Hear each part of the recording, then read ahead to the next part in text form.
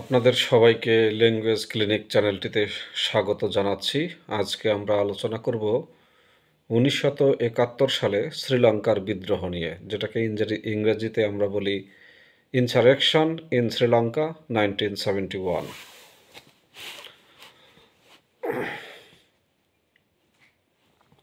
1971 সালের এপ্রিল মাসে শ্রীলঙ্কায় এক গুরুতর বিদ্রোহ দেখা দেয়, যা সে দেশে সর্বপ্রথম এক ব্যাপক রাজনৈতিক বিশৃঙ্খলার সূচনা করে। 1971 সাল কিন্তু বলছি, অর্থাৎ যে সময় বাংলাদেশে মুক্তিযুদ্ধ চলে। শ্রীলঙ্কার জনগণ এর পূর্বে এ ধরনের রাজনৈতিক বিশৃঙ্খলায় কখনো নিপতিত হয়নি বা দেখেনি। এই বিদ্রোহের মূল তিনটি বৈশিষ্ট্য ছিল। প্রথম বৈশিষ্ট্য হলো এটা ছিল সুশিক্ষিত তরুণদের দ্বারা পরিচালিত বিদ্রোহ। দ্বিতীয়ত, এটা জনগণের নির্বাচিত সরকারকে সাময়িক অভ্যুত্থানের মাধ্যমে ক্ষমতাচ্যুত করে, যা মাত্র 1 বছর আগে অভূতপূর্ব বিজয়ের মাধ্যমে ক্ষমতায় অধিষ্ঠিত হয়েছিল। অর্থাৎ যে দলটি নির্বাচনের মাধ্যমে 1 বছর আগে ক্ষমতায় এসেছিল, সেই দলটিকে সামরিক অভ্যুত্থানের মাধ্যমে ক্ষমতাচ্যুত করা হয়েছে। তৃতীয়ত, এই বিদ্রোহ একটি মার্ক্সবাদী লেনিনবাদী সংগঠন দ্বারা যুক্তফ্রন্ট সরকারের বিরুদ্ধে পরিচালিত বিদ্রোহ। তো এই হলো শ্রীলঙ্কার বিদ্রোহের তিনটি কারণের মূল কারণ। আর এখন আমরা বিস্তারিত একটু সংক্ষেপে আলোচনা করব। যদিও 1971 সালের শ্রীলঙ্কার এই বিদ্রোহে বেশ কতকগুলো রাজনৈতিক সংগঠন জড়িত ছিল, তথাপি এতে জড়িত সর্ববৃহৎ রাজনৈতিক দলটির নাম ছিল জনতা বিমুক্তি পেরামোনা, বা সংক্ষেপে জেইভিপি। এই দলটি ছিল মূলত একটি যুব সংগঠন। এই সংগঠনটি ক্ষমতাসীন সরকারের বিরুদ্ধে সকল প্রকার প্রচারণা, লোক সংগ্রহের প্রচারণা এবং বিদ্রোহের প্রতি জনগণকে অনুপ্রাণিত করা, সামরিক শিক্ষাদান, অস্ত্রশস্ত্রের ব্যবহার এবং বিভিন্ন গুরুত্বপূর্ণ স্থানে বোমা ও বিস্ফোরক দ্রব্যাদি সরবরাহ করে। 1970 সালের মে মাসে জনতা বিমুক্তি পেরামোনা সর্বপ্রথম জনসম্মুখে আসে, যখন দেশব্যাপী পার্লামেন্টারি নির্বাচনী প্রচার চলছিল। সে সময় এর কর্মীবৃন্দ শ্রীলঙ্কা ফ্রিডম পার্টি, লঙ্কা সমাজ পার্টি, এলএসএসপি এবং কমিউনিস্ট পার্টির সমন্বয়ে একটি যুক্তফ্রন্ট গঠনে তৎপর ছিল। 1971 সালের পূর্ববর্তী দশকে শ্রীলঙ্কায় দ্রুত রাজনৈতিক পরিবর্তন ঘটতে থাকে। 1948 সালে ঔপনিবেশিক শাসনের অবসানের পর যে রাজনৈতিক প্রক্রিয়ার সূচনা হয়, তাতে ছিল অসংখ্য রাজনৈতিক দলের উপস্থিতি।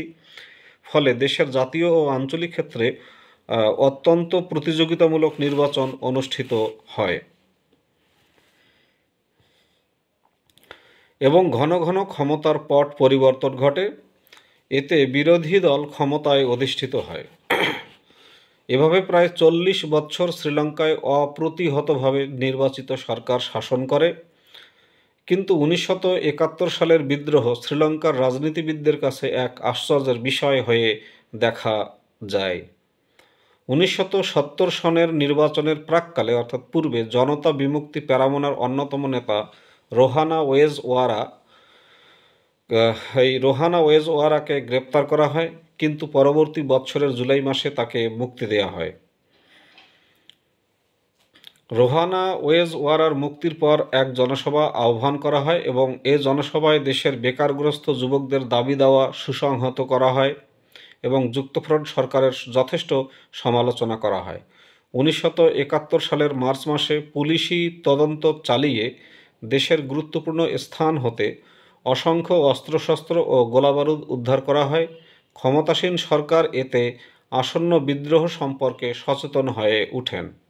সে সময়ে কলম্বোতে অবস্থিত আমেরিকার দূতাবাসে ইউথ ফ্রন্ট নামে একটি যুব সংস্থা হানা দেয়, ফলে একজন পুলিশ অফিসারের প্রাণহানি ঘটে।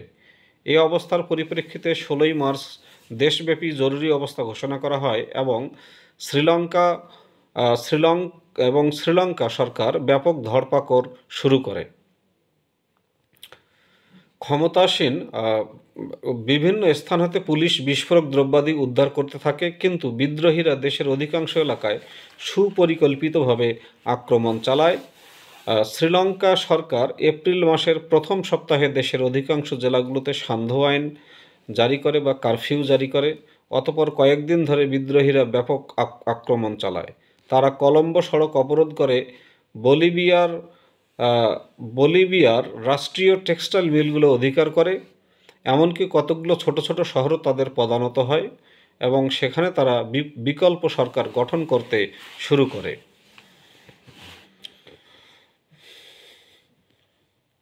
বিদ্রোহীদের পরিকল্পনার মূলে ছিল ক্ষমতা ছিনিয়ে নেওয়া। তারা এক আঘাতেই এবং একদিনের বিপ্লবের মাধ্যমে ক্ষমতাসীন সরকারকে পর্যুদস্তু করে শ্রীলঙ্কা দ্বীপপুঞ্জকে অরাজকতা এবং বিশৃঙ্খলাপূর্ণ অবস্থায় ফেলে দিয়ে দেশের পুলিশ ও সেনাবাহিনীর অজান্তে সরকারকে উৎখাত করতে চেয়েছিলেন। তাদের আরও উদ্দেশ্য ছিল শ্রীলঙ্কার সমাজতান্ত্রিক পার্টি, কমিউনিস্ট পার্টি এবং অপর দুটি দলের নেতৃবৃন্দকে অপহরণ করে তাদের দ্বারা বলপূর্বক ভাষণ প্রদান করানো। এছাড়া যোগাযোগ, বিদ্যুৎ সরবরাহ বন্ধ করে দেয়া এবং বড় বড় সড়ক এবং সেতু ধ্বংস করা এবং বিভিন্ন থানা আক্রমণ করে আগ্নেয়াস্ত্র লুণ্ঠন করাও তাদের উদ্দেশ্য ছিল। এই বিদ্রোহ দমন করা ক্ষমতাসীন সরকারের পক্ষে খুব সহজ ছিল না, কারণ 1971 সালে সরকারের নিরাপত্তা বাহিনী এইটা প্রতিহত করার জন্য মোটেই প্রস্তুত ছিল না। তাছাড়া পুলিশ বাহিনী এবং সেনাবাহিনীর সদস্যদের সংখ্যা ছিল স্বল্প এবং অল্প। তাদের অস্ত্রশস্ত্র ছিল সেকেলে বা পুরাতন ধরনের। এমতাবস্থায় শ্রীলঙ্কার সরকার বিদ্রোহ দমন করতে সমস্ত শক্তি নিয়োগ করেন এবং বৈদেশিক সাহায্য প্রার্থনা করেন। যুক্তরাজ্য, যুক্তরাষ্ট্র, অস্ট্রেলিয়া, রাশিয়া, যুগোস্লাভিয়া, মিশর, ভারত এবং পাকিস্তান সাহায্য দান করতে এগিয়ে আসে। তাছাড়া চীন অর্থনৈতিক ও রাজনৈতিক সমর্থন দান করে। এপ্রিল মাসের শেষ দিকে শ্রীলঙ্কা সরকার বিদ্রোহীদের দ্বারা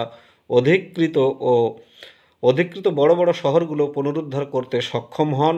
প্রধানমন্ত্রী শ্রীমাভো বন্দ্যোপাধ্যায় বিদ্রোহীদের প্রতি আত্মসমর্পণের আহ্বান জানান।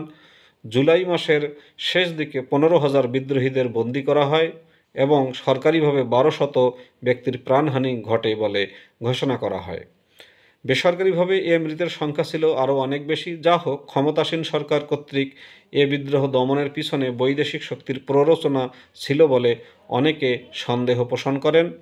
উত্তর কোরিয়ার দূতাবাস বন্ধ করে দেয়া এবং কলম্বো পোতাশ্রয় হতে চীনের জাহাজের বিস্ময়কর প্রত্যাবর্তন এই ঘটনার সঙ্গে জড়িত ছিল বলে মনে করা হয়। অবশ্য সরকার এটা সম্পূর্ণভাবে অস্বীকার করেন। দেশের বামপন্থী রাজনৈতিক দলগুলো সিআইএকে ঘটনার জন্য দায়ী করেন, তবে বিদেশ হতে কোনো অস্ত্রশস্ত্র বা সৈন্য সরবরাহের কোনোরূপ সত্যতা প্রমাণিত হয়নি। তো এই হলো শ্রীলঙ্কার সরকারের 1971 সালে যখন বাংলাদেশে মুক্তিযুদ্ধ চলে, ঠিক তখন এইরকম একটা বিদ্রোহ হয়। বিদ্রোহের 3টা মূল কারণ আরেকবার বলছি। এই বিদ্রোহ প্রথমত দেশের সুশিক্ষিত তরুণ দ্বারা পরিচালিত বিদ্রোহ। দ্বিতীয়ত এইটা জনগণের নির্বাচিত সরকারকে সামরিক অভ্যুত্থানের মাধ্যমে ক্ষমতাচ্যুত করে, যা মাত্র 1 বছর আগে অভূতপূর্ব বিজয়ের মাধ্যমে ক্ষমতায় অধিষ্ঠিত হয়েছিল। তৃতীয় কারণ হলো এই বিদ্রোহে একটি মার্ক্সবাদী লেনিনবাদী সংগঠন দ্বারা যুক্তফ্রন্ট সরকারের বিরুদ্ধে পরিচালিত একটি বিদ্রোহ। এবং সর্বোপরি শ্রীলঙ্কা সরকার এবং শ্রীমাভো বন্দ্যোপাধ্যায় সরকার এই বিদ্রোহ দমন করতে সক্ষম হয়েছিল। এটাই হলো 1971 সালে শ্রীলঙ্কায় সংঘটিত বিদ্রোহের মূল ঘটনা। সবাই ভালো থাকবেন। ভিডিওটা ভালো লাগলে শেয়ার করবেন বা কমেন্ট করবেন। সবাইকে ধন্যবাদ।